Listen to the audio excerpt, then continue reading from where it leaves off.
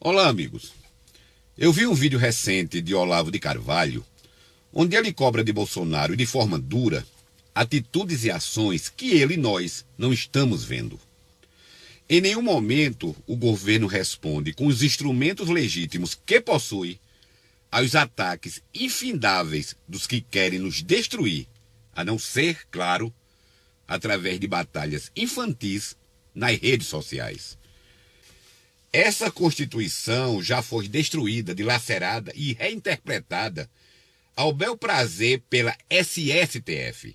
O STF, a pedido do PDT, aliado e recebedor de dinheiro do Partido Comunista Chinês, que também comprou de governadores o desmonte do Brasil, acatou um pedido desse partido e retirou os poderes legais do presidente em administrar e coordenar a crise sanitária causada pelo vírus chinês, anulando o seu decreto e passando os poderes para os governadores e prefeitos, com a missão de quebrar o Brasil e vender em muito breve a terra arrasada para a China.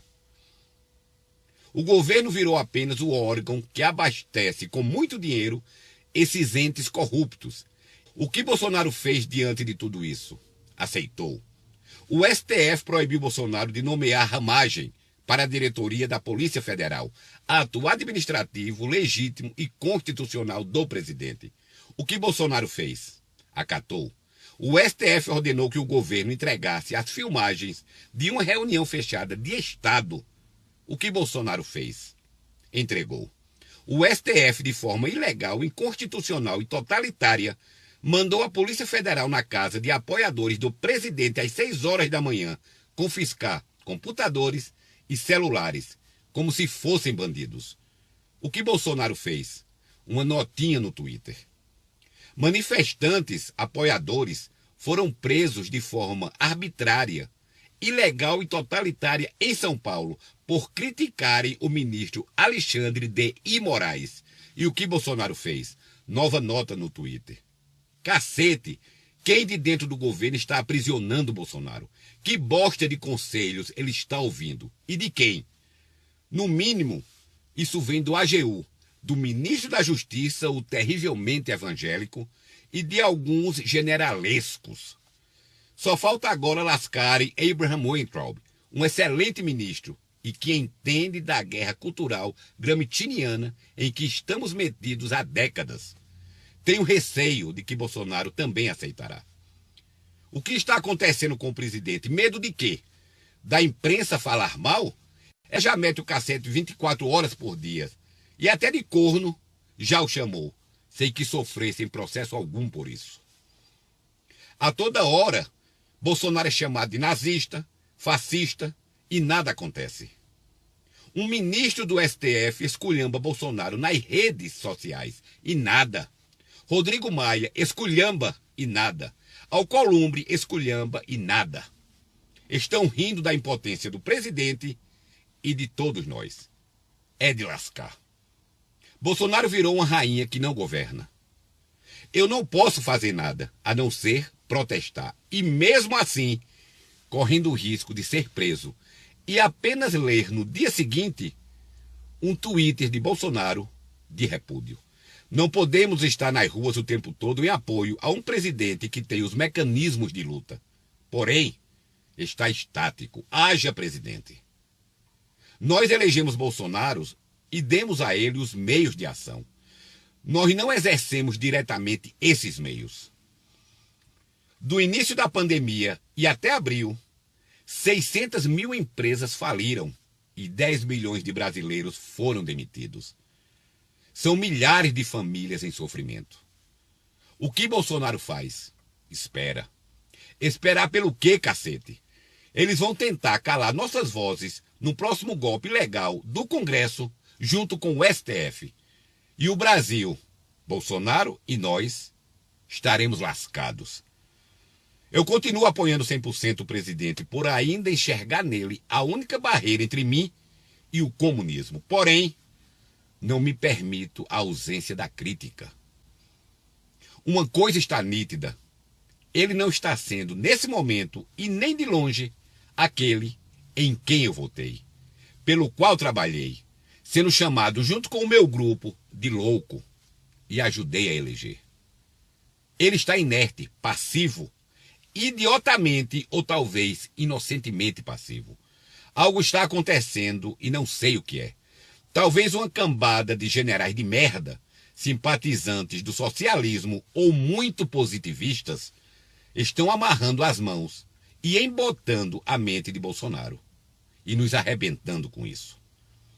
O presidente precisa entender que honestidade, patriotismo e bons propósitos são essenciais, porém não é tudo.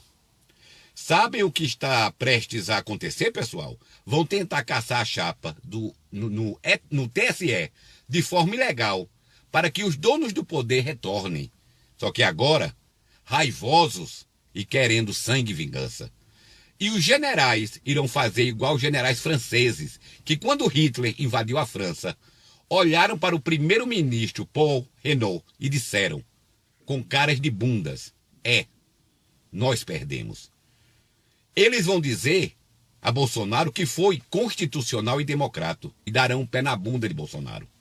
Nós, o povo, ainda somos a última barreira de resistência e o verdadeiro poder.